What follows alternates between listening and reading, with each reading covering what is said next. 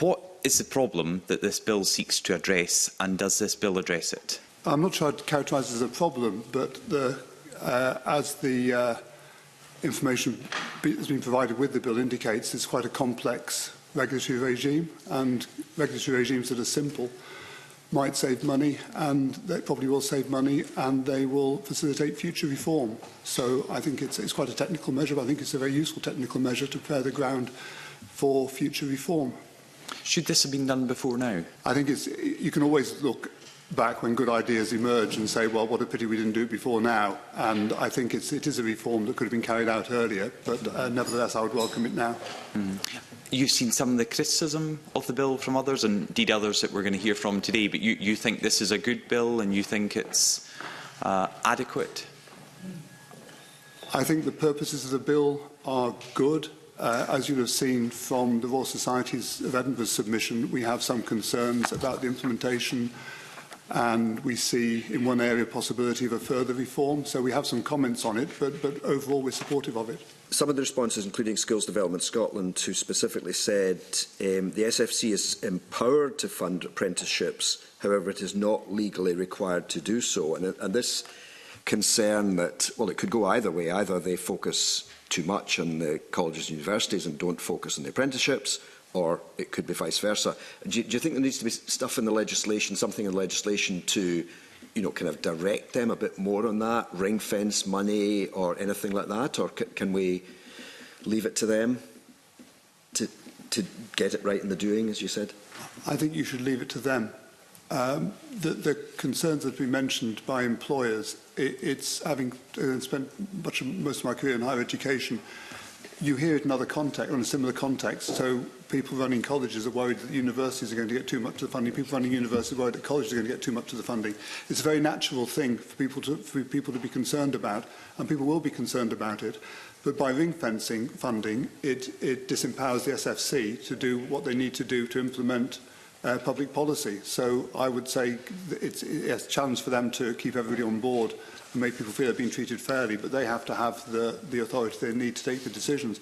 And from time to time, that will involve moving resources away from the apprenticeships towards the colleges, from the colleges to apprenticeships, from apprenticeships to universities, or vice versa, in the furtherance of public policy. And that's what they should be doing. So I wouldn't ring-fence anything. Okay, thanks. Professor Seaton, I think you said earlier on that simplifying the landscape is a good thing, and I'm certainly in favour of that. I mean, are there risks? I mean, SFC is going to grow dramatically staff-wise. Do you think it's going to be hard for them to get the balance right between the kind of university college side and the apprenticeship side? I think it will succeed if the SFC realise it's hard, and of course I'm sure they will realise it's hard, because it's integrating a different stream of work, new responsibilities, changes in governance, a new committee, and cultural change. And we all know cultural change is important, but it's quite hard to describe cultures. It's quite hard to get them to change. So it certainly mustn't feel like it's a kind of a bolt-on of a new activity. So all these such changes are quite difficult. I know the SFC will recognise it's difficult, and will focus as much as I'm sure on the cultural change as on the organisational change. And they do that, I think it'll work fine. Because there'll be a lot of staff coming from SDS into SFC, but in itself, would that might not change the culture of the whole organisation, or it will almost inevitably? No, it won't. And I think cultural change is probably the hardest thing in leadership. And as I said, it's hard to describe and it's hard to change. In a sense, it changes itself. But there will be a need to, clearly, I'm sure that they'll have this in mind, to mainstream the new activities, so that after a little while it's seen as being absolutely core and as natural a part of the SFC as the activities that are there now. So certainly it's a challenge that I'm sure they'll recognise it and they'll rise to it. What sort of assessment in terms of the SFC would you have about the Bill's proposals to change the membership of the body, the terms of reappointments, skills, experience of members, and maybe to introduce co-opting powers for the SFC? Well, we're supportive of the change, and it's necessary. It has to be a more diverse representation of the board to reflect the new focus or the broader focus of the Funding Council.